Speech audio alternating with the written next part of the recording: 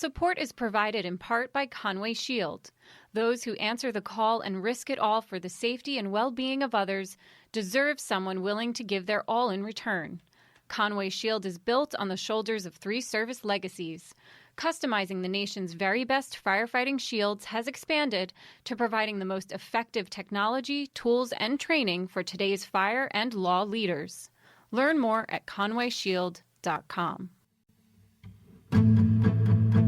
Thank you for listening to the Leadership Under Fire, Humanizing the Narrative podcast. I'm your host, Patty Murphy. The recording you'll hear in this episode took place at our National Leadership and Performance Summit in Annapolis, Maryland, in April 2023.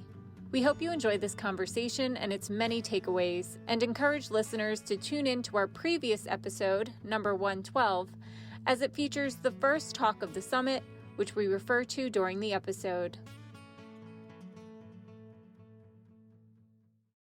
So I know for many of you in this room, my next guest needs no introduction, but for the few that don't know, Captain Liam Flaherty joined the FDNY in 1990. He currently serves as the company commander of Rescue Company 2, which he's been assigned to for the past decade. Liam was previously assigned to Rescue Company 2 and Ladder Company 157 as a lieutenant, and Rescue Company 4 and Ladder Company 44 as a firefighter.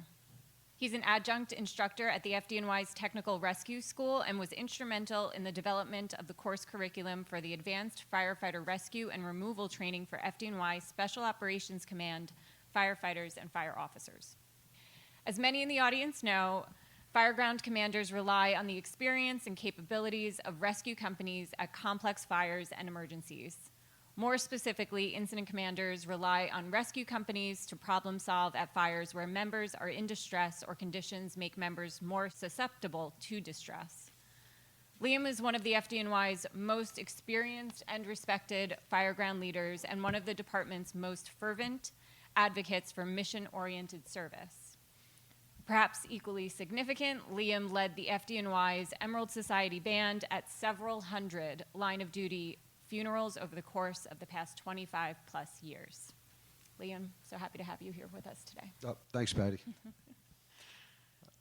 I want to start by exploring who are some of the firefighters, officers, and chief officers who you sought to emulate in the early years of your career, and what traits and attributes did they possess that you found to be admirable? Okay, thanks for the great introduction. You know, I kind of read, I'm like, wow, that sounds pretty good. We did, I just want to preface, we're going to talk about some heavy stuff here, some tragedy and, resilience. And I did something with Jay a few weeks ago down in Fairfax, and it kind of like had a dark tone to it. And then after we were over and I was driving home, I was kind of thinking half of the guys would probably resign from the fire service after the stuff I talked about. But I just like to say that, of all the tragedy and hard times that a lot of us have been through, there's been way more laughs than tears, and I still love the job. And I wish I would have said that the other day. So I just want to get that out first. As far as, mentors and guys I've looked up to, I listed a few. I just wanted to give them justice. First and foremost, I'd probably say Tommy Richardson. We were talking about him last night.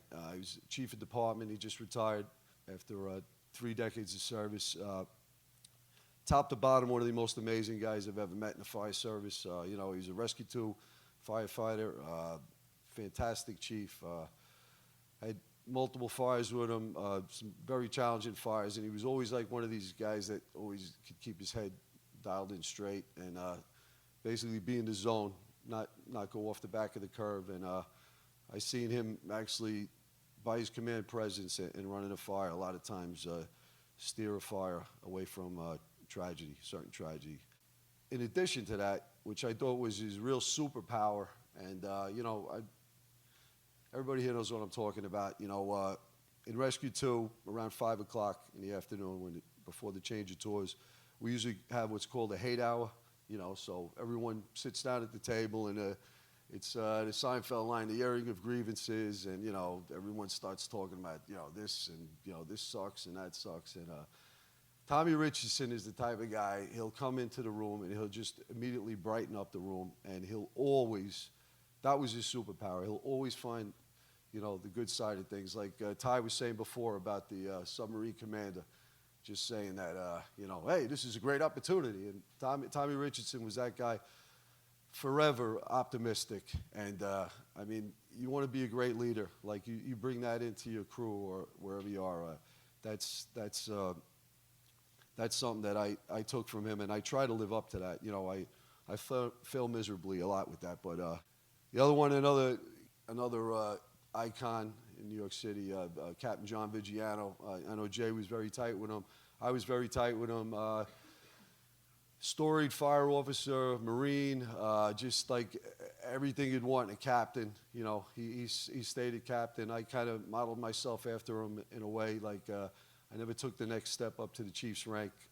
You know, they call it ABC in New York City, acting battalion chief, but I call ABC always be captain. I tell all the captains, like, you know, just say that. Vigiano's takeaway, like, you want to talk about resilience. The guy was riddled with cancer. He survived it, came back to the fire service. You know, they took half of his neck out. Anybody else, you know, would have retired and just went on their way and enjoyed their pension, but that wasn't the Vig, you know, and then raised two amazing sons. And, you know, I'm sure everybody here knows the story. Lost both of them on 9/11. One was a cop, one was a fireman. And, again, you know, he could have closed his doors, pulled his curtains, and spent the rest of his life, like, mourning and, you know, just stepping away. But that wasn't the Vig. You know, the Vig, he took that and he became a spokesperson for the fire service.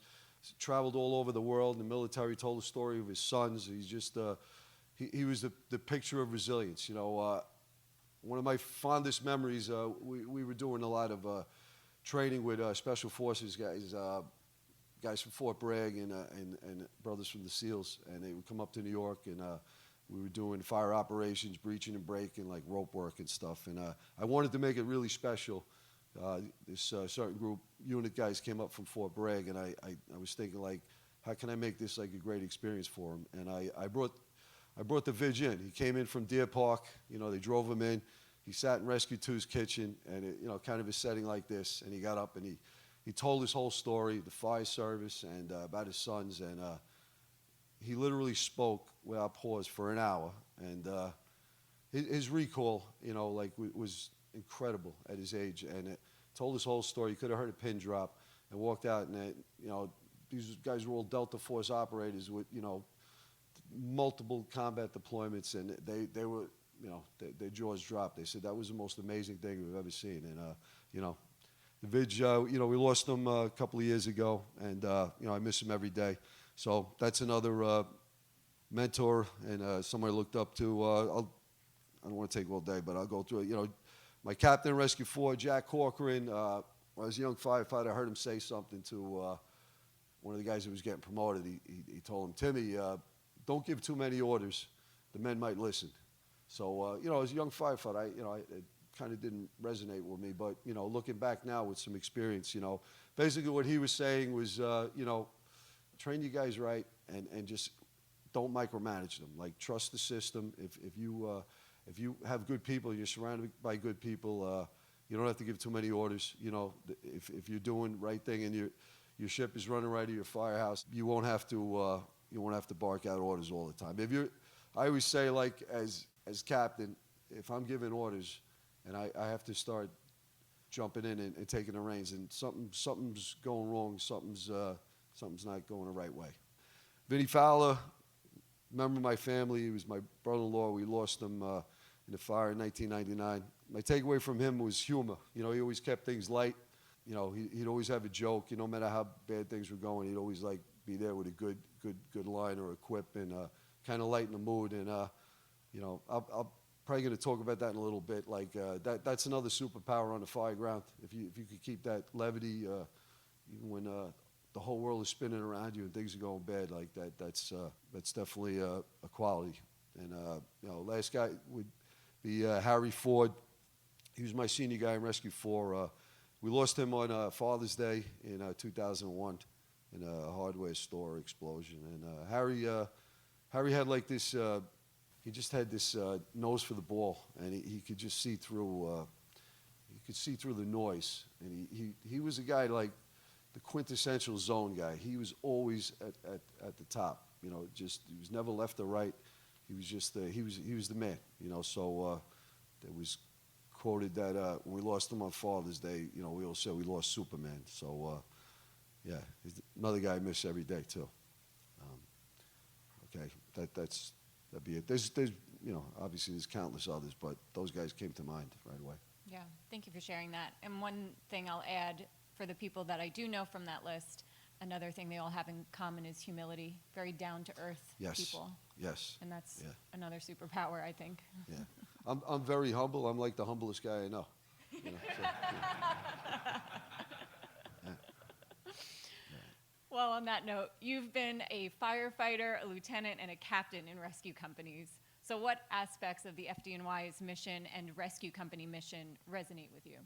I was just talking with Jimmy about this, and you know, you made a great point, bro. Like, I do have the luxury, and like Ty was saying, you know, whoever shows up on a submarine, that's his guy. I do get to pick my team, you know, which is a blessing. So I do look for certain qualities. Character is a huge thing. Probably the biggest one is the guy's character. Experience, of course, being teachable, humble. You know, if I get that team, like, you know, it's another platitude. Secret to life is surround yourself with great people. You know, so that's what I have in Rescue 2, and there's a certain ethos to the place. You know, and what's really the most rewarding thing about it is, you know, like, you know, you go to hundreds of fires and emergencies, and you know, a lot of them are routine, and you know. You don't make a big impact, but what was really the most gratifying thing and the most rewarding thing about being a captain, officer, or firefighter in the place is, you know, those career fires. Like when you go to the ones where, you know, where everyone's taking a step back, it's out a bunch of windows, or it's spreading into other buildings, or there's people trapped, or there's a mayday, or you know, or any kind of emergency. Like they just had that trench rescue the other day in JFK Airport, or the garage collapsed the other day, you know, going to stuff like that, you know, and being able to come in there and kind of change the course of an incident.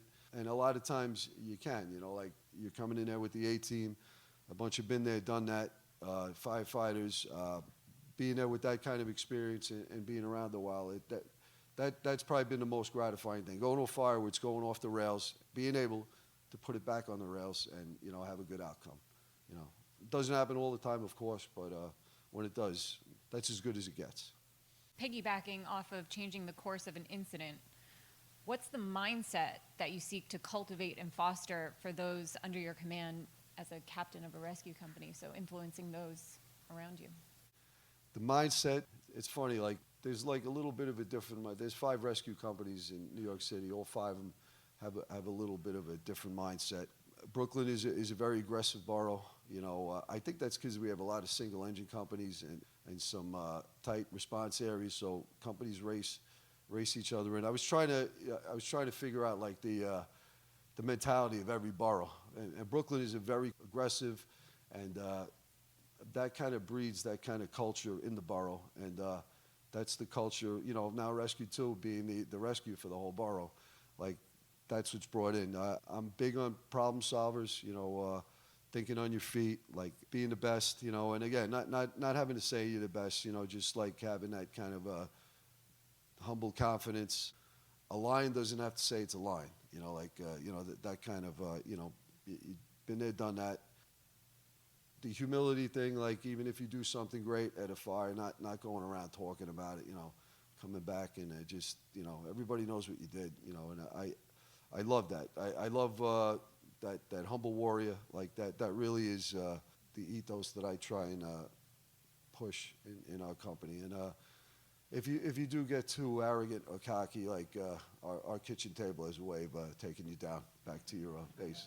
Yeah. If you ever feel really confident, full of yourself, just go at 5 p.m. to Rescue 2's kitchen and start talking, and the guys will bring you right back down.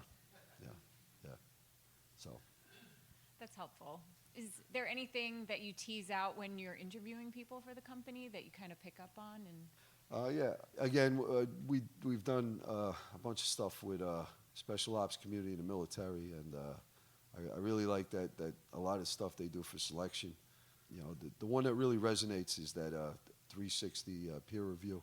So, you know, when guys coming in for interview, I basically say, you know, all right, you sound great, like you come from a great place, you have all this experience, but the truth, sir, I mean, I was told this by Vinnie Fowler, who is the father of, you know, Vinnie Jr. He was another icon of mine that I looked up to, and he says, you know, I could tell all you guys right here, right now, I'm the greatest firefighter in the world, I'm good at this and I'm good at that, but you know who you can't lie to, again, it comes back to the kitchen table. Like, if you're day in and day out working tours with someone, everybody that works with you day in and day out knows exactly what you're about. They know your character, they know what you will do, what you're good at, what you won't do. Okay, again, resonate with what Ty said before. You find out everybody's strengths and weaknesses, and you know, we're together a lot in the firehouse, and so the empirical data, like the stuff that I go for, is you know, I'll ask around. I'll ask guys that work with them day in and day out, you know, what kind of character, and I tell guys straight up, you know, like if I get responses like yeah, I know him, you know, that's like death rattle for you coming here. Or if I get like, yeah, you know, he's the best guy in the firehouse, he's this, he's that, you know, that moves him up. So like that is, that's part, you know, and obviously time and experience and special skills and all that stuff, you know, that's important too. excellent. So I want to preface this next question by sharing that those actively involved with the FDNY MPI program and similar efforts within LUF continue to express concerns that well-intended efforts, like we heard earlier, to foster institutional learning have created an institutional file cabinet that overwhelmingly favors red file cabinet fires and case studies, but oddly neglects the fires where the outcome was favorable. It's fair to say that you've led and operated a considerable number of fires over your career, several ending in death and tragedy, and an overwhelming majority ending favorably despite innumerable obstacles and challenges. So how do you balance a respect and awareness for the red file cabinet contingencies with a mindset that largely leans optimistically towards green? Yeah, this is great. You know, we've kind of beat this around over the last few years. I like that term Jay used the other day, case study. As soon as you hear case study, it's going to be a fire. It's always a fire that ended in tragedy and you know, bad outcome. I mean, you do have to go over those fires. You do have to know, you know, history repeats itself, and you have to be aware of that. But you also have to balance that, kind of like going off the back end of the curve. It is a balance. Like I tell the story. Yeah, after 9/11, we lost 100 guys in the command. So I was an instructor. We started the trapped and missing members class, and I was doing the Fowler scenario because he was my brother-in-law. Like the scenario was, it was cellar fire, heavy fire in the rear. They couldn't find, there was a partition wall put up. The fire was blowing out like the rear windows. Kept going back and forth trying to find a door. They ran out of air. Big guy, he went down, took his face piece off, took a few breaths, he went down. Really very difficult removal. Took like 20 minutes to get him back out to the yard, and you know, we lost him. So, you know, I would run this Fowler scenario drill, you know, large firefighter dummy, like trapped down in cellar, and, you know, send crews of guys, all these new guys coming into SOC. So I was doing this, you know, day in and day out for months, you know. So back in the firehouse one night, we're going to, it happened in Queens, and at the time I was working in Queens. Vinny lost his life down in South Ozone Park, and we're going to a fire in South Ozone Park. It sounds eerily the same, you know, 1.5-story ranch, heavy fire in the basement, can't find it, or having trouble, you know, getting to the seat of it. And I started, you know, we talk about those slides. I didn't realize it, you know, but I'm having all these really, like, you know, morose thoughts, and like, this is going to go bad, like, and, you know, and I'm I'm usually not like that. I'm always kind of, you know, I was always, you know, we're going to fires, like, you know, I'm upbeat and, you know, expecting the best. And then I didn't realize, you know, I didn't realize it took me a couple of days, and then I figured it out that I'm doing this drill so much that I'm actually programming my mind to like think this way, like wrote that down, like a Pavlov's dog, you know, ringing the dinner bell and salivating, like so I was basically like poisoning my mind, you know, with doing this over and over again. So I was talking to Jay about a couple of years ago, and I was saying, you know, like we really should do a lot more with fires where, you know, there was adversity and we overcame it and it was a good outcome, you know. So I would just say that that's another takeaway when you guys are out there, when you're drilling. Don't always like drill on dropping a guy down in the basement, you know, drill on like a fire with a good outcome, or, you know, we couldn't find a fire that we wound up breaching a wall, bringing the line around this way, or, you know, or there was people trapped and we got them out, you know, like we do talk about those fires, but we don't really dwell on them like we do with the fatal fires. So I think you definitely have to strike a balance with that with your drills, you know, and definitely I'd even focus more on the green slides. Like I like that, the green and the red slides. You know, have the red slides there. Like, you know, you don't want to be ignorant, and you want to see like when something's going off the backside of the curve and the fire's going sideways, you know. But also when you do drill on the green slides and fires where you did a good job, that does build your confidence up, and you know you want to go in confident and ready to take on whatever it is. You know, if you're, you know, I'm saying from personal experience, I was drilling constantly on Mayday fires, and it kind of slid my thinking for a while until I was aware of it, and I kind of brought myself back off the brink of that. You know. Is there anything else you want to share about how you personally manage and absorb the red file cabinet? Like, how did you stop yourself from ruminating and bring yourself back? It's a good question. I think a lot of this stuff, this was really eye-opening when when we started going into this. And I started thinking of past fires, you know, previous to 2012, where I was less than, or I thought I could have done better. And a lot of it's awareness, you know, just being aware of it. You know, like I was aware, like, all right, you know, that's me thinking about doing the drills at the Rock with pulling Vinny out of the cellar, you know. And a lot of it, a lot of times now when I kind of feel like, you know, we're driving to a fire and, you know, you're getting reports, heavy, you know, getting a bad report, there's people trapped, or we can't find the fire, or it's extending, banging the second alarm in, you know. I say this in the room now, you'll feel like your pulse start to go up, you know, the hair on the back of your neck going up, those kind of radio reports. When I feel that, you know, I'm aware of it now. Like, and you know, I'll do the breath, or I'll have my habits, you know, like mentally, like start calming myself down, because I'm aware of you know, that my pulse rate is going up, you know, like, and I'm starting to feel the effects of stress. Just being aware of it, like that's going to be a big takeaway for those of you who haven't tried this, or, you know, aren't, it's your first time being exposed to this.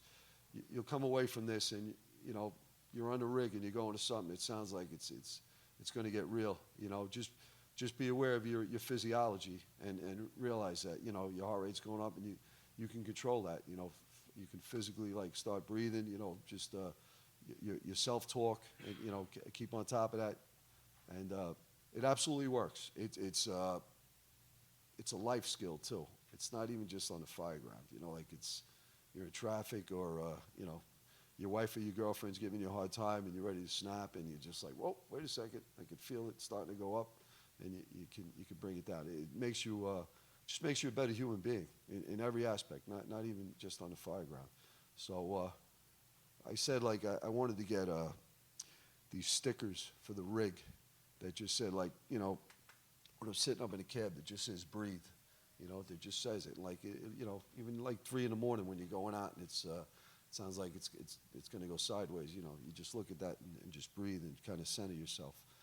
Just awareness to me, it was the biggest thing, you know, and I'm definitely very cognizant of that now when I go, and it sounds like it's, you know, going to get real. Dr. Jonathan Fader has shared a mantra that I use that is helpful, and it's very simple: this moment. All right, there you go. Yeah.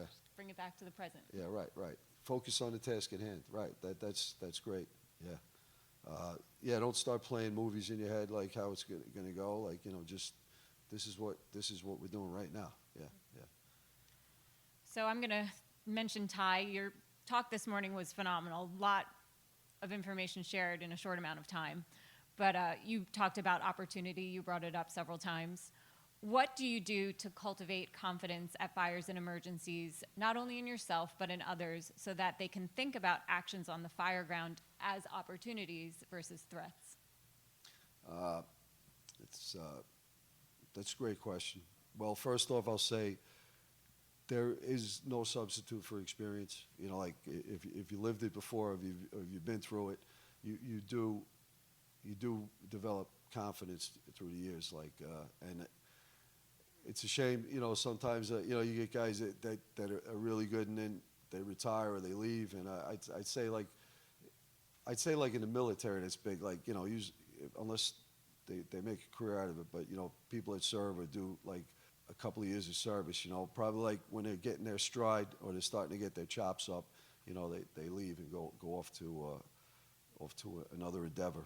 Now, if you can't get experience, you know, I do what everybody in this room is doing, like come to stuff like this or live vicariously through others' experiences. You know, that's a big thing. You know, you come in the tour, you were leaving the tour going off, and they had a fire. Like, you know, you're picking their brains and trying to pull the best practices of that, and then you know, again, like you just keep setting the bar higher. Like the more experience you get, you know, you keep lifting the bar, and that's what I would say is you know, good. You know, and being a student of the game, you know, we call guys buffs, you know, because they want to, you know, read up on this fire. I go, listen, man. I go, it's kind of like a dirty word, like in New York, you know, guy, oh, you're a buff. You know, you want to know about this fire, that fire. You're reading this, you know, you're geeking out on a magazine. I go, that's an excellent firefighter. Every good or great firefighter is a buff. Like, so, you know, you should be a student of the game. You should be reading. You know, you should come in every tour, pulling something off the rig or reading something, or, you know, a tour shouldn't go by where you don't learn something. And, you know, that's the best way to build confidence is, you know, my experience. So speaking of continued learning, and you talked about it earlier a little bit, but do you want to share more about the genesis for the FDNY's Technical Rescue School and specifically the department's Advanced Firefighter Victim Removal course? And I have written here, managing the residue. So what do you define as the residue? Well, actually, we kind of hit that a little before, like that Pavlov's dog thing. You know, we the firefighter rescue course, we've taken you know, red slide fires that we've had over the years in New York, and we reproduce them as realistically as possible, you know, at the training academy. And all the new members that come into SOC have to go through this. It's a crucible, man. It's everyone comes away from saying it's the best course that we run. I'm pretty proud of that. You know, I've been a part of it for since its inception, and we got guys that were at those fires, like that take it serious. You know, like they really make it like as hard as possible. The one thing that you can't reproduce, you can kind of reproduce it, but in training, and me and Jimmy were talking about it, is the unknown. You know, like you can kind of make it unknown, but you know, a lot of times when you're at a drill, you know you're gonna come out of it all right. But this advanced firefighter course, again, our job had a reckoning when Vinnie Fowler died in the basement in '99.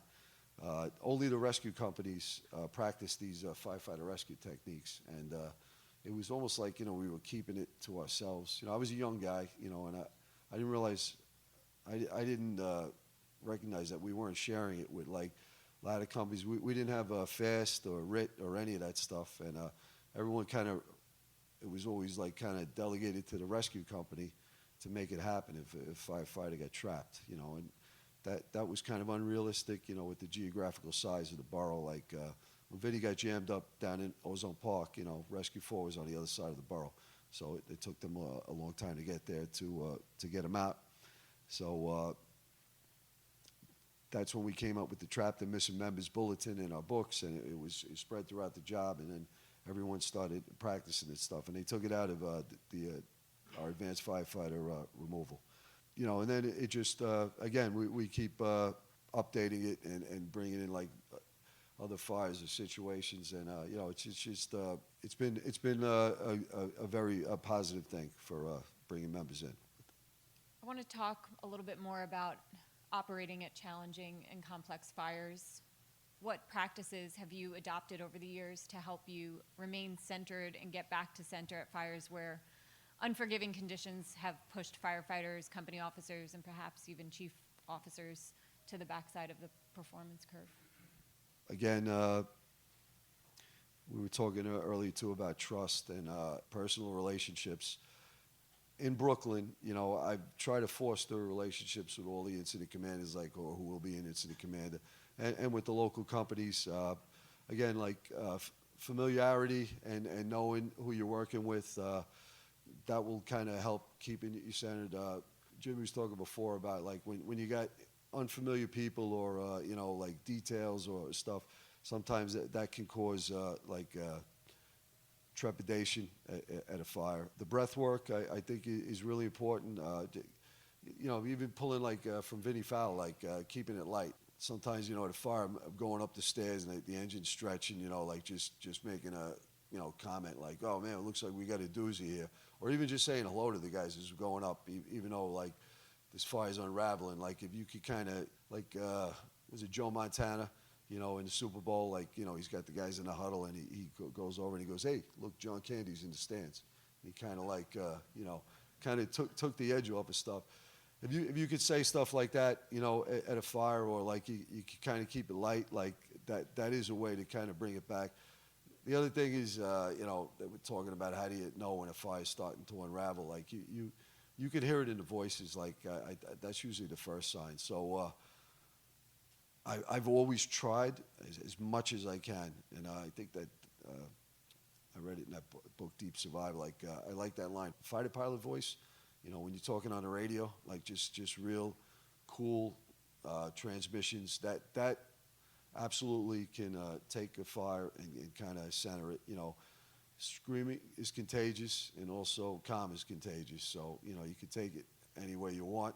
So as the rescue officer, I always feel like I have to be the coolest cat on the fire ground. So I actually think to myself like that, and I talk like that, and it calms me down too. You know, it's even if my heart is beating, you know, if I say I got to take the temperature down on this fire, the incident commander is getting ready to pull us out, or you know, it's going haywire.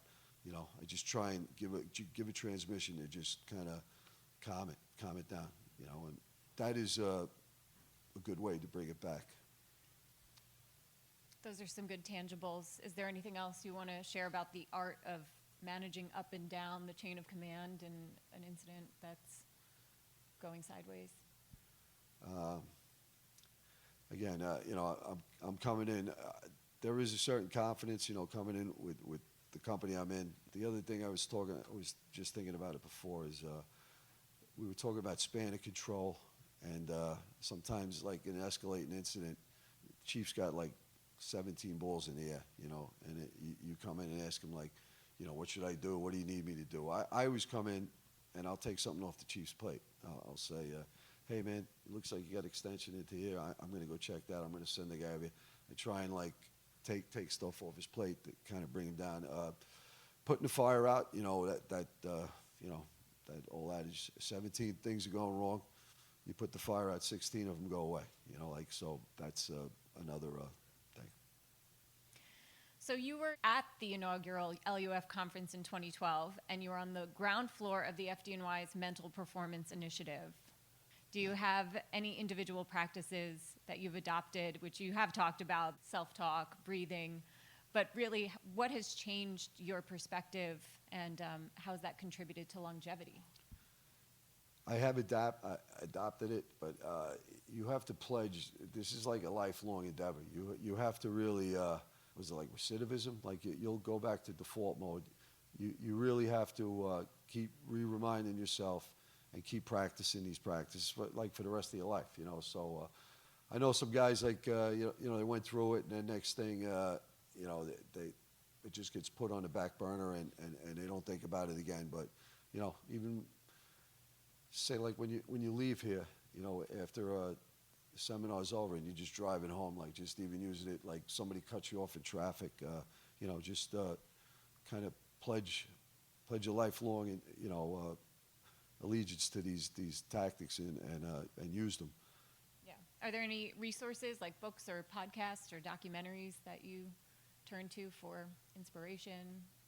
I listen to a lot of those, the military interviews. I'm trying to think of the guy's name, Sean Ryan or something like. He's good, like the LUF podcast and stuff where guys were in extreme circumstances and came out the other side, and just listening to their mindsets and that stuff like that's really good. Sebastian Younger's Tribe, that book's phenomenal. I don't know if I'm sure guys in the room have read it, but it's worth reading and rereading. That book just basically nails it, with all the stuff in the fire service and just resilience, and a fantastic book. Are there any leaders and operators you collaborate with in other high-risk industries that you glean from? You have obviously mentioned Special Forces, but anything else? We've done a lot of stuff with the Special Forces guys. That's what I would say with the answer. They're an amazing group, and we kind of feed off of each other. We got paid like a huge compliment. Like one time, we were with all these DevGru guys, SEAL Team 6 guys, and I'm like kind of just saying how great they are, and fangirling on them, and so the guys are going to me like, "Nah, you guys are amazing," and I said, how so, how do we measure up? He goes, he says, we did the Bin Laden raid. He goes, we built a mock-up. We stormed that thing 100 times, he goes, you guys go out the door, you pull around the corner at 3 in the morning, fires out, 10 windows, and there's people trapped. He goes, you don't have any of that. You're going totally into the unknown. That is probably the biggest driver of stress is like, the unknown of our job, going in and trying to figure it out, trying to find it before it finds you. So that was like a huge eye-opener. I know, we always kind of downplay what we do. We don't really, we do it every day, and you don't really think how stressful or the toll it takes on you. But this guy was a SEAL Team 6 operator, like just telling me that, and I was like, wow, you're right. We are pretty amazing. Like so. Yeah. So yeah. humble. Yeah. Well, switching gears, before we wrap up and open it up to questions, I did want to revisit your 9/11 experience. And obviously, you mentioned earlier you worked in a unit in a command that experienced inordinate loss in 2001 and also suffered loss on the Father's Day fire in 2001 when 3 firefighters, 2 from your company, were killed in a hardware store. So you've also led the FDNY's band at hundreds of line-of-duty funerals. What have you learned about how people respond to loss, good and bad? The biggest thing, is resilience. People are resilient. People respond to loss very differently. I'm actually going through. We just had a loss in the fires a couple of months ago, and I'm dealing with the family. One family and the way they react is totally different. We had after 9/11, there was families and wives that came in, cleaned out the locker, and we never saw them again. They didn't want to have anything to do with anything FDNY. And we had other families that they were at the fires, once a week, worrying about us, and and I wouldn't judge one way or the other. Everybody grieves differently. The big thing afterwards, there was all these. The counseling unit went into overdrive, and they were expecting, we lost all the guys in the fires that day, and I lost probably 100 plus guys that I know, good friends, and they were expecting mass depression, suicides. Everyone was bracing for the second wave, and it was gonna hit the FDNY, and there was some of that, but it was not to the extent that they were predicting. And then time went on, And I never went for formal counseling or anything, but you know, as time went on, I remember being angry and going through all the stuff about PTSD or whatever it's called. You know, just having, you know, just pissed off. You know, little things would get you angry. I actually told the guys that now. You know, with the situation going on in Firehouse, you'll just see like. Kind of what Ty was saying, even being on the submarine, like you start getting like little things start to set you off. And I remember going through all of that, you know, and just being mad, and you know, and then time went by, and then I just, you know, I guess we were all changed from it, but like I felt better, and you know, and you know, we were saying like, you know, how do we get through that, the whole PTSD thing, and then Sebastian hits on it in the book, and it's that whole tribe. The tribe stuff, and you know, we'll talk about it here about the kitchen table. Like, that was one thing that we always had, you know. Like, so we lost all the guys, but the guys that were still there, you know, we'd come back and we'd sit and we'd talk, and you know, right now, just even talking about this to you guys is therapeutic for me, just to tell like the war stories, like Sebastian talks about in Tribe. You know, the Indian warriors would come back from battle, and they would tell the war stories, and it was you know, we're meant to be communal. We're meant to be together. 2 million years of evolution. We're tribal people. So where it goes off the rails or it goes bad is when you don't have that. So the fire department, the fire service, that's why we're so resilient. Like, you know, we have each other. And you know, I went down with Sebastian and talked to a bunch of brothers and sisters at Fort Bragg about the situation in the military, and you know, all the suicides and stuff. You know, I'm really convinced that it was that you're deployed, you're in combat, you go through these insane experiences, you know, like being in the fire service. But when they come back, you know, this guy goes to Boston, this guy goes to Phoenix, you know, this guy's in Iowa, and they break the tribe up, and then, you know, these guys go down the basement and start watching Netflix, playing these movies in their head, and they got no one to talk to, you know, so they don't have that off-gassing that you could do at the kitchen table, which we had. So, you know, even the VFW stuff, you know, I say, you know, getting together. I heard the guys say, you know, like different branches, you know, like Ty would want to talk to other submariners, you know, Delta guys want to talk to other Delta guys. Like, you know, it's got to be like your specific tribe too. So, you know, I told guys, you know, you got to stay in contact, and you got to watch. You got to watch when guys go dark, or they get silent, or they go off to the side. You got to keep an eye on them. So, just further on that, if that does happen and somebody goes off the grid, you know, which, you know, I'm watching guys now, you know, my guys, and you know, if I see someone acting out, or he's not acting out, or he's scarce, you know, you gotta follow up on that, and you gotta be thorough with it. Like, don't. If you ask me, are you okay? Like, I'm gonna say your natural response, yeah, I'm good, right? You gotta ask again. You gotta ask 3 times. Are you good? What's good? You know, how's your family? You know, what are you doing? You sleeping right? Like, don't just say, because I regret I had that, you know, more than once. You know, I was watching a guy, he's reeling, and I'm going, hey brother, you all right? You know, and he was a good friend of mine, and he says, yeah, I'm good. And then, you know, we kind of, you know, give him his privacy, but all the signs were there, you know, and I let him go, and like 2 weeks later, he wound up hanging himself, you know, and you know, if I knew now what I knew then, you know, I wouldn't have let it go.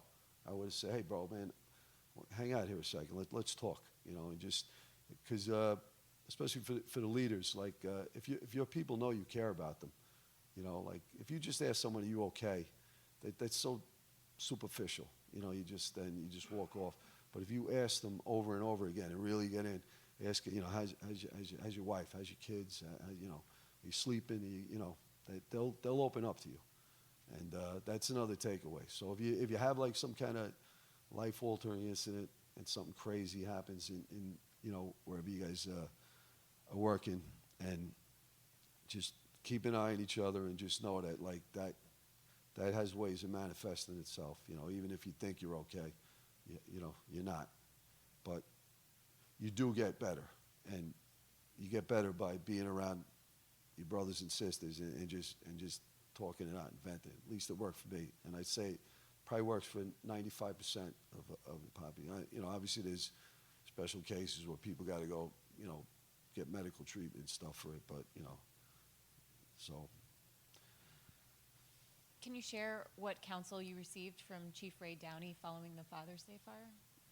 Yeah, so that's a great story about him. You know, I kind of suppressed that for a long time, and I just brought it out. So we had Father's Day.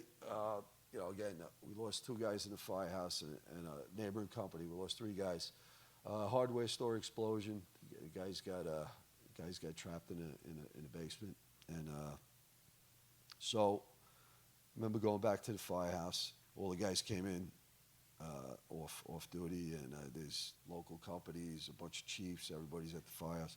The rig pulls in, and Chief Downey's there. He was a rescue battalion commander at the time, and you know, Ray Downey never came to the firehouse. Like, if he came to the firehouse, something was wrong. You know, something. Now, obviously, we had this fire, but it was unusual to see him there unless there was something really big. And of course, you know, he was there because of what had happened in Astoria. So he walks in, and you know, Ray Downey was a former Marine. He was a captain of Rescue 2 for you know, a decade. Like blood and guts, kind of like you know, I was kind of consider him like almost like a Patton type of character. You know, not as brazen as Patton, but he was like kind of held in like this grizzled, been there, done that, you know, leader. And you know, we obviously all idolized the guy. So he came in. We're all sitting in the kitchen, you know, very quiet, and I'm expecting Downey's going to give us this, you know, this speech like. Kind of like Patton did in that hospital at the time with, when he slapped a soldier type of speech. And he's going to go, you know, all right, you know, we lost a couple of guys, you know, get back on the rig and do what you do best, and let's just bounce back and get at it. But it wasn't that. It was 180 degrees the other way, and I never saw him like that. He goes, kind of, when I was just talking to you guys, he talks to us, he goes like, listen, you guys think you're good, but you're not. He goes, and he had this guy next to him, and he goes, this guy's Frankie Lito. He's from the FDNY counseling unit, and I want you all to take his number and talk to him, and if you feel like reaching out, reach out. And I was blown away, man. I never thought, you know, a guy like Downey would you know, would kind of push that counseling services, and it was pretty amazing. And you know, again, I didn't really think about it for years, but you know, like, thinking about it now, like, you know, it just after all the stuff that's happened, you know, I mean, that is something that's there. It's in I'm sure in all your departments you have it, and it's a resource. Like, if you feel like you need it, or you feel like someone needs it, you know, just make sure you reach out to it. You know. That's a positive note we can end the conversation on. Okay. All right. Yeah, I said. Yeah, don't all retire after this, you know, like, yeah.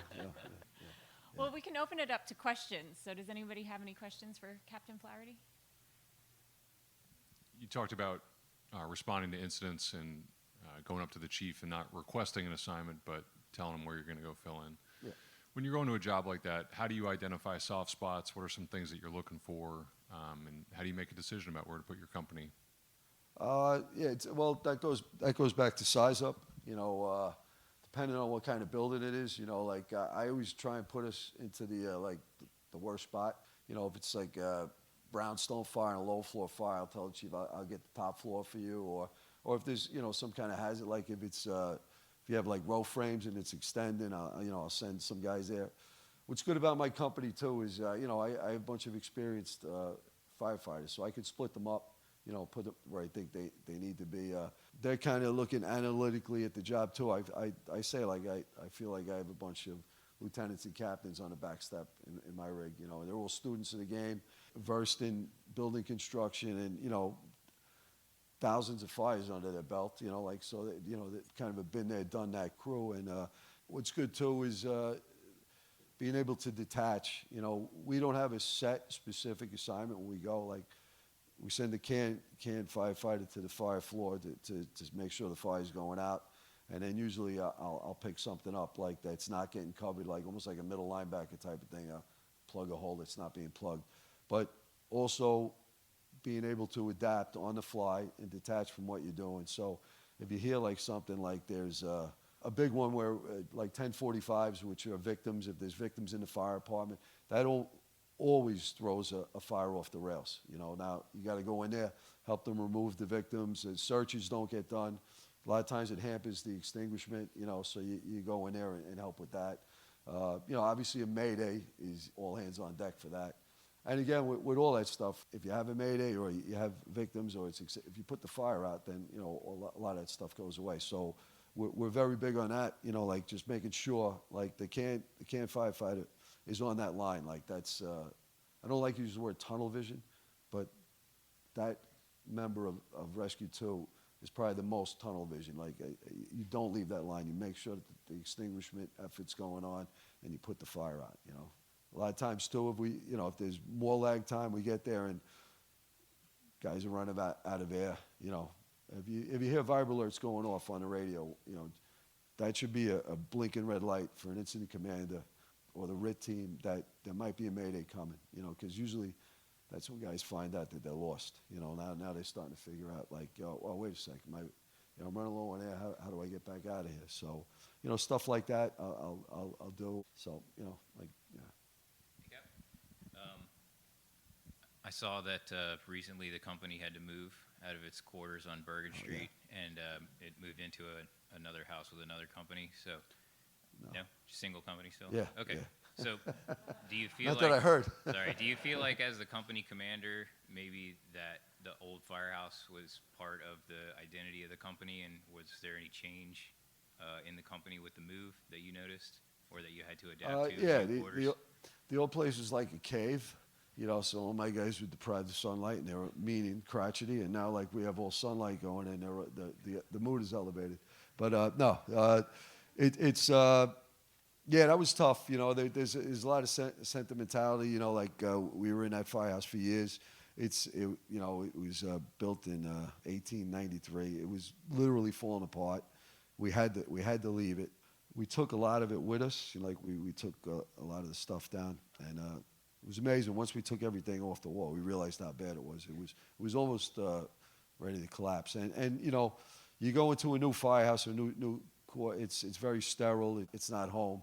But, you know, eventually, like, that word new is nice. Like, eventually, you know, everyone started to say, hey, you know what, this isn't horrible.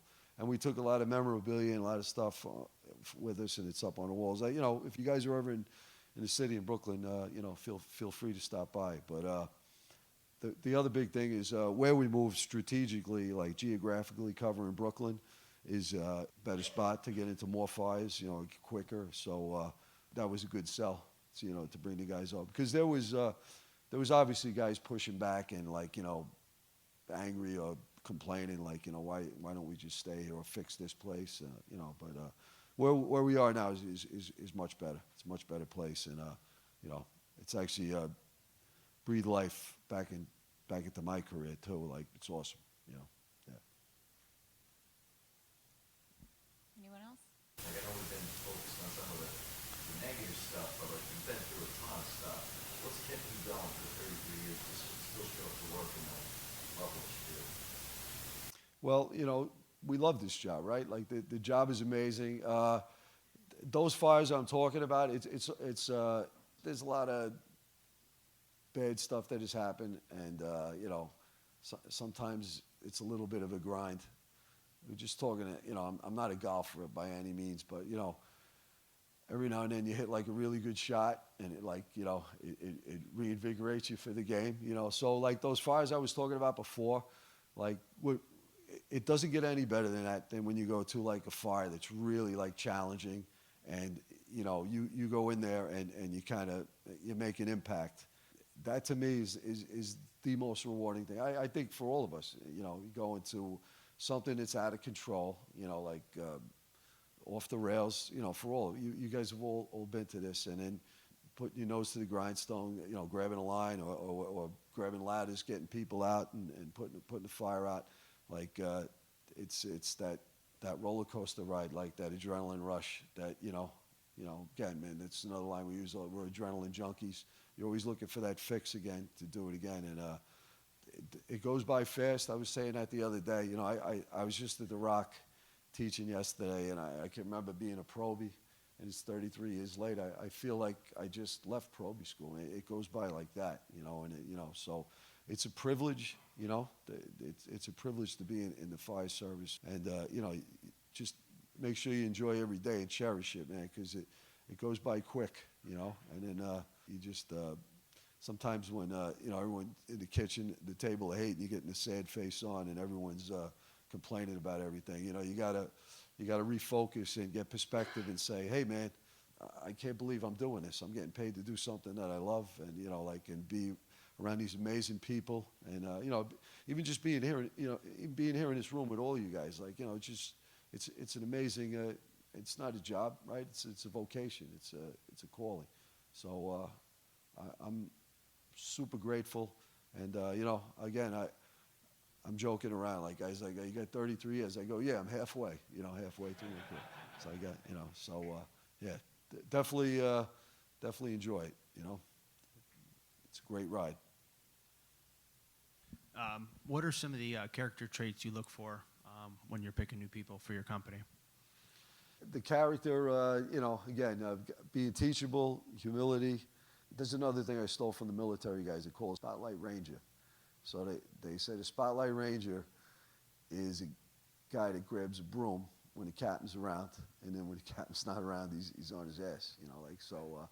So I love that term, and it, you know, like, kind of self-motivators, you know, someone that's gonna, like Billy Moon, you know, again, I'm not gonna get down the regret train, but the night before he died, the guy that just died, we're in the kitchen talking, we're up till like 2 in the morning, we're running around a bunch of runs.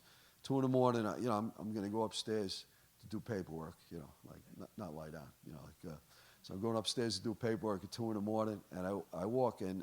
There's Billy Moon, like, with the compartments open. He's got a whole compartment unloaded with all the tools. Like, he's taking, like, it's 2 a.m. I said, like, that kind of character, you know, looking for guys like that, you know. And Ty was talking about, you know, morals, like, you know, just someone that's obviously a good person. You know, the fire service, like, would say, like, the clock of humanity, like everyone in the fire service, even the worst person in the fire service, I always say, is like in a 99th percentile of a pretty decent person. Just, we do attract, like, amazing people, you know. So then, luckily, I get to choose from that amazing pool, and I get to pick, you know, I'll go, the other line I use all the time, I'll go to captains, like, in Brooklyn, like, from busy companies, and I'll say, hey, who's your best guy? You know, and you know, that's what I want. You know, and then they'll go, oh, you know, you're not going to take another one of my guys, and so my line to them is always like, hey, when the wolf is at the door and Rescue 2 pulls up, who do you want to see getting out? Do you want to see, like, some, you know, less than, or you want to see, like, you know, the 1927 Yankees getting off of there? You know, so that's what I'm looking for. Like, you know, confident, humble, self-starters. Not cute, you know, like, and that cuteness factor, like someone that's like a square rooter or mathematician, someone that's like not the best character, that gets sorted out. Like, you know the guys that you work with, you know, and I know a lot of guys on the job. I start talking to guys, and you'll those guys get fished out pretty quick, you know, and then so, you know, that's basically what I'm looking for, you know, and I've done pretty well. I'm not batting 1,000, but, you know, I'm in the 900s, you know. So, yeah. So humble.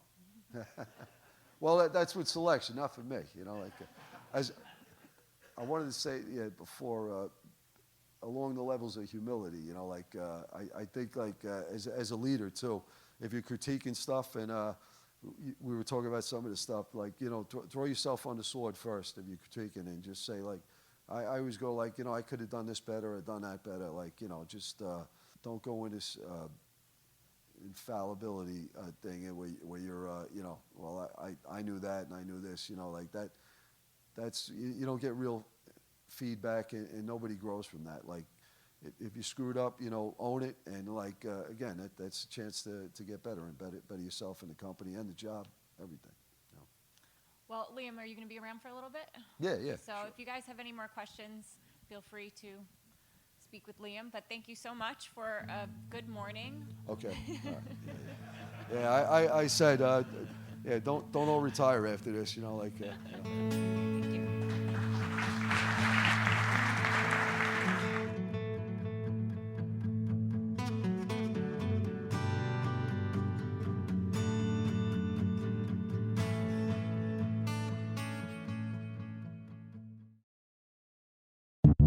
The Leadership Under Fire podcast provides a platform that helps to prepare performance leaders to navigate the moral, mental, emotional, intellectual, and physical rigors in high-risk and ultra-competitive settings by developing strength of mind, body, character, and critical thought.